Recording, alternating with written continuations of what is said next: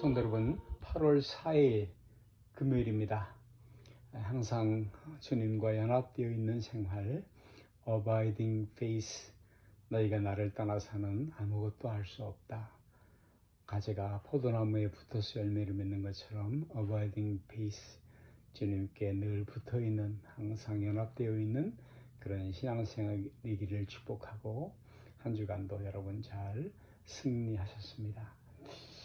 하나님의 말씀, 그 성경 말씀이 우리에게 밝혀주고 있는 것은 믿음, 우리의 믿음이 나에게 근거가 있는 것이 아니라 하나님께 있다라는 것을 말을 합니다. 내 믿음 그 여부에 관계없이 하나님은 하나님이시죠. 그 하나님이 어떤 분이신가를 설명하면서 성경은 하나님께서 우리를 구원하시기 위해서 창세 전에 태초에 작정하셨다라고 말씀을 하십니다. 그리고 그 하나님이 저와 여러분 우리를 구원하시기 위해서 그 방법으로 예수 그리스도를 보내신 것입니다. 하나님이 보내신 것입니다. 십자가 사건, 예수님의 십자가는 우리를 구원하려고 하는 해결 방법으로 시행한 것, 그것이 십자가 사건입니다. 죄의 속량이죠, 구원이죠. 그 십자가 사건으로 구원을 받는 것입니다. 여러분, 실제적으로 나에게 그 일이 어떻게 이루어지고 있는가 하는 것을 말씀드리자면, 바로 예수 믿는 사람이 와서 전도도 하게 합니다. 또는 생활 속에서 깊은 고뇌 속에 또는 허무감, 절망 속에 빠지기도 하여서 나라 하여금 마침내 내가 하나님을 믿습니다 라고 고백하도록 우리를 몰고 가십니다. 언제까지요? 항복할 때까지, 무릎 꿇어 엎드릴 때까지. 그러므로 믿습니다가 일어날 수 있는 것은 곧 하나님께서 작정하시고 바로 믿을 때까지, 무릎 꿇을 때까지 몰고 가셨기 때문인 것입니다. 나의 편에서 보자면 하나님을 향한 신앙 고백, 최초의 고백 때문이었다라고 말을 할 수가 있겠죠. 그래서 어느 날 믿었다라고 말을 할 수 있게 될 것입니다. 그러나 여기에 혼동이 올 수 있죠. 그래서 내가 믿었다 하는 말보다는 차라리 하나님이 나 같은 것을 찾아오셨다라고 고백이 섞인 그 감격, 간증이 옳습니다. 하나님이 나를 만나주셨다. 여러분, 그 일이 내가 예수 믿은 일을 가만히 곰곰이 생각해 보니까, 살펴보니까 바로 그것은 하나님께서 하신 일이었습니다. 하나님이 예수 그리스도를 보내셨죠. 나를 구원하시려고. 그리고 작정하셔서 보내셨는데, 이 일은 하나님은 무슨 일이든지 처음 시작하실 때 계획과 뜻을 갖고 계시는 분이시다라는 말씀인 것이죠.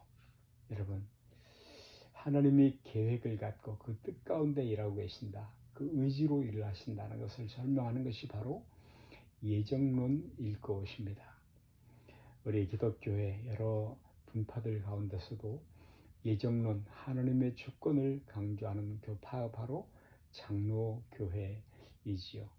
켈비니즘, 그 시초가 된 켈빈의 그 리즘은 하나님의 주권을 강조하는 편이라면, 알미니아니즘은 인간의 자유의지, 그 선택권을 강조하는 파이죠. 그러나 그것은 그렇게 중요하지 않습니다. 왜냐하면요, 우리가 어떤 교리를 인정하고 동의하는 것으로 구원을 받지 않기 때문입니다. 지금 우리가 살펴본 본문 내용으로 하자면, 하나님 말씀대로 하자면, 구원은 하나님의 긍휼과 그 은혜로우심, 그 은혜로 십자가의 사건 예수 그리스도를 보내심으로 이루어진 것입니다. 여러분, 우리도 마찬가지이죠. 예정론을 믿어야 하는가 안 믿어야 하는 것은 그리 중요한 것이 아닙니다. 우리의 구원과 관계가 전혀 없는 것이죠. 예, 하나님이 구원을 주셨기 때문입니다. 하나님이 불쌍히 여기셨기 때문입니다. 나를 사랑하셨기 때문인 것입니다. 예수 그리스도 안에서 나를 붙들었다라는 말씀인 것입니다. 로마서 8장 32절 말씀을 보면 하나님이 그 아들을 아끼지 않고 주었다. 그런데 무엇을 아끼시겠느냐? 하나님이 예수 그리스도를 나를 위해 구원을 주셨다 하는 말씀입니다. 29절 말씀부터의 말씀을 보면 우리가 알거니와 하나님을 사랑하는 자 곧 그때로 부르심을 입은 자들에게는 모든 것이 합력하여 선을 이루느니라. 우리를 몰고 가는 그 드리븐하는 그런 하나님의 일하심이 있으셨죠. 합력하여 모든 것이 선을 이루느니라. 하나님이 미리 아신 자들로 또한 그 아들의 형상을 본받게 하기 위하여 미리 정하셨으니 그로 많은 형제 중에서 맏아들이 되게 하심이라. 또 미리 정하신 그들을 또한 부르시고, 구원의 황금 사슬이라 그러죠. 골든 체인. 미리 정하신 그들을 또한 부르시고, 부르신 그들을 또한 의롭다 하시고, 의롭다 하신 그들을 또한 영화롭게 하셨느니라. 하나님의 열심입니다. 그 의지이신 것입니다. 하나님이 마음의 계획을 가지시고 아무개 내가 누구를 자녀로 삼겠다 하셨기 때문에 하나님이 우리의 생애를 간섭하셨고, 그리고 우리의 인생 속에서 하나님이 우리를 향해서 가지신 계획을 이루시는 방향으로 몰고 갑니다. 그래서 결국 인생 가운데 나의 인생 속에 주님을 부르는 그날이 있게 되는 것입니다. 하나님이 부르시고 나를 의롭다 하시고 마침내 영화롭게 하시는 것입니다. 그를 위해서 속죄의 사역을 하시는 것이요. 그 과정에서 제일 큰 희생이 들어간 것입니다. 그건 바로 예수 그리스도이시죠. 내어주신 것이죠. 십자가에 못 박아 죽으신 것입니다. 여러분, 그렇다면 이런 큰 일을 해놓고 왜 우리를 그만두시겠는가, 포기하시겠는가 하는 말씀입니다. 그 아들과 함께 모든 것을 우리에게 은사로 주지 않겠느냐.